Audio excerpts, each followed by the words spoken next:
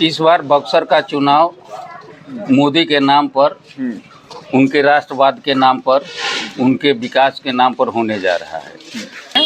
जो चुनाव होगा, रिजल्ट आएगा, आप देखिएगा, बहुत भारी मत से एनडीए उम्मीदवार, बीजेपी के उम्मीदवार श्री तिवारी जी, मिथिलेश तिवारी जी जीतेंगे। देखिए, ये तो पार्टी हाई कमान का मैटर है, इसमें तो हम कुछ नहीं बोल सकते हैं। खूब जातिवादी चलाने की कोशिश हो रहा है, लेकिन एक चीज है, राजपूत थोड़ा सा राष्ट्रवाद की तरफ ज्यादा रहता है। और दूसरी तरफ जब युवा के मन में क्या चल रहा है कि युवा सुधाकर सिंह के तरफ में लगभग ज्यादा जा रहा है। अपने युवाओं से पूछा है और युवाओं से उनकी राय लेने की कोशिश की है, तो इस पर आप क्या कहना चाहेंगे, कौन सही है? जो युवा। नमस्कार, प्रणाम, आप देख रहे हैं एमवीएम खबर और मैं अंकित कुमार सिंह। बक्सर जिला का चौगाई प्रखंड महज सिर्फ 5 पंचायत को लेकर चलने वाला ये प्रखंड लेवल का गाँव, और इससे कहीं ना कहीं बक्सर लोकसभा चुनाव में जीत और हार का ये सबसे बड़ा फर्क डालने वाला ये गांव आता है। इसमें लगभग बहुत सारे वोटर बीजेपी के भी मिल जाएंगे, बहुत सारे वोटर आरजेडी के भी मिल जाएंगे, मतलब महागठबंधन और एनडीए गठबंधन दोनों का वोटर आपको इस गांव में मिलेंगे और इस क्षेत्र में मिलेंगे। और लोकसभा क्षेत्र में ये बहुत बड़ा इम्पैक्ट डालता है एक तरीके से। तो हम इसीलिए हर जनता तो ओपिनियन नहीं डालती, और इस बार बक्सर की लड़ाई लगता है कि बिहार में सबसे बड़ी लोकसभा चुनाव में सबसे कड़ा लड़ाई अगर कहीं पे है तो बक्सर जिले में है। तो जनता की ओपिनियन लेने के लिए हम पहुंचे हुए हैं और चौगाई में इस वक्त हैं। तो जनता की ओपिनियन मैं जानना चाहूँगा कि इन लोगों की क्या राय है, कहाँ पे किसको वोट देना चाहते हैं और किस तरफ इनका झुकाव ज़्यादा है।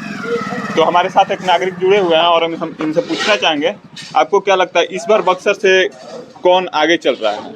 आनंद मिश्रा भी इस लाइन में है, आनंद मिश्रा, उनके साथ साथ महागठबंधन की तरफ से सुधाकर सिंह जी हैं, और उसके बाद एनडीए गठबंधन की तरफ से मिथिलेश तिवारी जी हैं।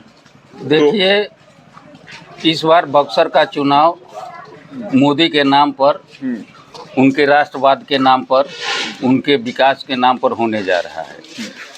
यही चुनाव जो है बिहार के जातिवादी प्रथा को तोड़ने जा रहा है जी। इसमें कोई जातिवाद नहीं चलने वाला है, कोई धर्मवाद इसमें नहीं चलने वाला है। केवल चलते हुए आपको दिखाई पड़ेगा केवल विकासवाद, राष्ट्रवाद, यही बहुत बड़ा फैक्टर है। और महिला विकास जो है वो बहुत बड़ा काम कर रहा है बक्सर जिला में।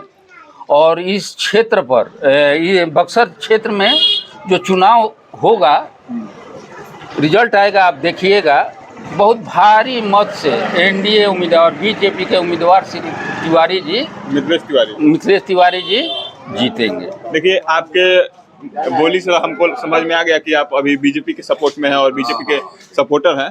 तो मैं आपसे पहला सवाल, आपने ही बोला था कि आपने बोला कि यहाँ से भारी मतों से बीजेपी जीत गई है, और महिलाओं को लेकर आपने बोला कि महिलाओं के लिए बहुत अच्छा कार्य भी है। तो लेकिन बीजेपी ने इस बार बिहार में, बीजेपी का मैं पर्सनली बोल रहा हूँ, बीजेपी ने इस बार बिहार में एक भी महिलाओं को सीट नहीं दिया है। एक भी, आप कहीं पे भी उठा के देख लीजिएगा।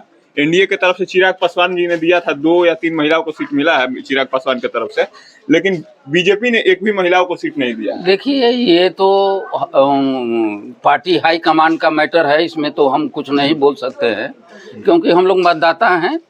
थोड़ा सा झुकाव है उधर, वो अलग बात है, लेकिन फिर भी 35% रिजर्वेशन आने वाले समय में इसको लागू करने जा रहे हैं, इसको पास कर दिए हैं, जो 2000 अगला चुनाव में वो लागू हो जाएगा। तो महिलाओं के प्रति उनका जो ये है अट्रैक्शन है, वो तो दिखाई पड़ रहा है। लेकिन जो आप ये सवाल हमसे किए, इसका जवाब तो हाई कमान देगा। मैं जानता हूँ कि ये सवाल आपसे नहीं करना चाहिए था, लेकिन फिर भी मैं क्यों नहीं दिए, किस परिस्थिति में नहीं दिए, तो मैं और कहीं ना कहीं देखिए, और एक देखिए, हम जात से राजपूत हैं जी। हाँ, और इंडिया गठबंधन के उम्मीदवार भी राजपूत हैं, आपको मालूम है। खूब जातिवादी चलाने की कोशिश हो रहा है, लेकिन एक चीज है, राजपूत थोड़ा सा राष्ट्रवाद की तरफ ज्यादा रहता है जी। इसका उदाहरण हम दे रहे हैं कि बाबू वीर कुंवर सिंह थे, जो राष्ट्र के लिए उस उम्र में हथियार उठाए, अपने को निछावर कर दिए। और ये और बहुत से राजा मिलेंगे जो अपने प्रजा के लिए कभी सर नहीं झुकाए। तो थोड़ा सा राष्ट्रवाद पहले हम लोग अपना कर्तव्य समझते हैं। राष्ट्र अगर सही है, मजबूत है, तो हम मजबूत हैं। और दूसरी तरफ जब बीजेपी एनडीए की सरकार, आपने बोला कि आप बीजेपी के सपोर्ट कर रहे हैं, तो मैंने बुजुर्गों की तरफ से अक्सर देखा है कि वो लोग बीजेपी के तरफ से जा रहे हैं। बहुत सारे मैंने बुजुर्गों से उनकी राय ली, सलाह लिया, तो बीजेपी, लेकिन युवाओं के मूड में कुछ अलग चल रहा है। इस बार के युवा सोच रहा है कि पिछले 20 साल से बीजेपी सिर्फ ब्राह्मणवाद कर रही है बक्सर में। चूंकि बक्सर में ब्राह्मण ज्यादा हैं, ब्राह्मण जाति के लोग बहुत अधिक हैं, तो बीजेपी ब्राह्मणवाद करती है हमेशा से और बाहर वालों को टिकट देती है। और दूसरी तरफ जब युवा के मन में क्या चल रहा है कि युवा सुधाकर सिंह के तरफ में लगभग ज्यादा जा रहे हैं। अपने युवाओं से पूछा है और युवाओं से उनकी राय लेने की कोशिश की है, तो इस पर आप क्या कहना चाहेंगे, कौन सी सही? देखिए, जो युवा फर्स्ट टर्म वोटर हैं, जी, फर्स्ट टर्म वोटर हैं, जी जी, 19 साल एज हुआ है, वो जंगल राज नहीं देखे हैं। जो जंगल राज नहीं देखा है, फर्स्ट टाइम वोटर, उनका झुकाव हो सकता है। लेकिन जो जंगल राज देख लिया है, वो तो कभी नाम नहीं लेगा एनडीए गठबंधन को वोट देने के लिए। वही जुआ है, इंडिया गठबंधन, हाँ, इंडिया गठबंधन को वो वोट नहीं देगा। लेकिन वही फर्स्ट टर्म वोटर जो हैं, हम आपका बात मानते हैं, उनका झुकाव हो सकता है, हाँ, इंडिया गठबंधन के तरफ हो। लेकिन ऐसा तो कोई हमको नहीं लग रहा है। देखिए, एक चीज़ हम सब लोग देख रहे हैं, 70 साल में जो यहाँ राजनीतिज्ञों के बारे में लोग कह रहे थे कि ईमानदार राजनीति के मिलना बहुत मुश्किल बात है। यह संभव बात है कि पॉलिटिशियन ईमानदार हो। वो चीज़ मोदी जी आए, जोगी जी आए, और मतलब इनके कैबिनेट में बहुत से ऐसे मंत्री हैं जो ईमानदार, कट्टर ईमानदार जिसको कहेंगे, वो हैं। तो एक लोगों का अपना विचार बदला कि नहीं, राजनीतिज्ञ भी ईमानदार होते हैं जी। तो हमारे विचार से इस विपक्ष जो गठबंधन है, उसमें कोई एक चेहरा, ईमानदार चेहरा ही प्रस्तुत नहीं कर रहे हैं लोग प्रधानमंत्री के लिए।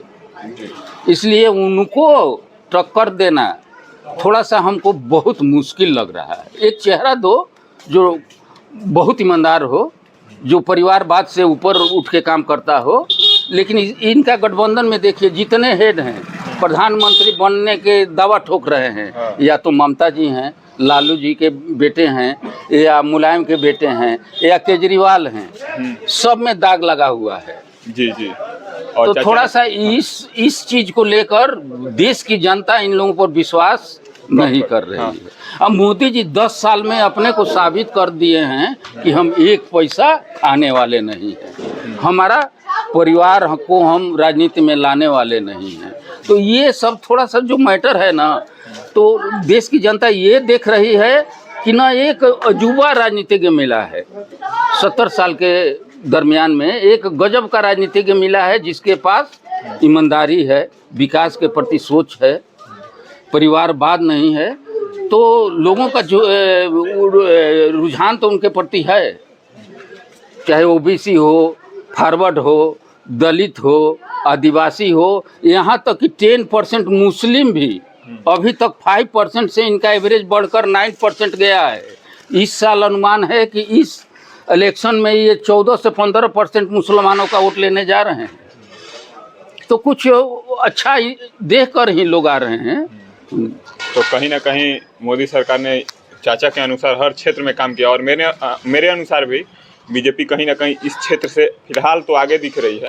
लेकिन देखेंगे, युवाओं का सपोर्ट है, युवा से ज़्यादा अनुभव कार्यकर्ता। हम लोगों ने भी जंगल राज नहीं देखा है, और इसीलिए शायद बहुत सारे युवा सुधाकर सिंह के तरफ जा रहे हैं। लेकिन वो ऐसा रिजल्ट शायद मुश्किल, जैसे चाचा बता रहे हैं, किसी भी तरीके का रिजल्ट आ सकता है। और बक्सर में इस बार मैंने भी पहले बोला है कि बहुत कड़ी लड़ाई है, और इस लड़ाई को देखने के बाद ही पता चलेगा कि कौन, 4 तारीख को पता चलेगा कौन बाजी मारेगा और कौन नहीं। लेकिन इसके साथ ही हम मिलेंगे अपने अगले वीडियो में। तब तक के लिए धन्यवाद और जय हिंद।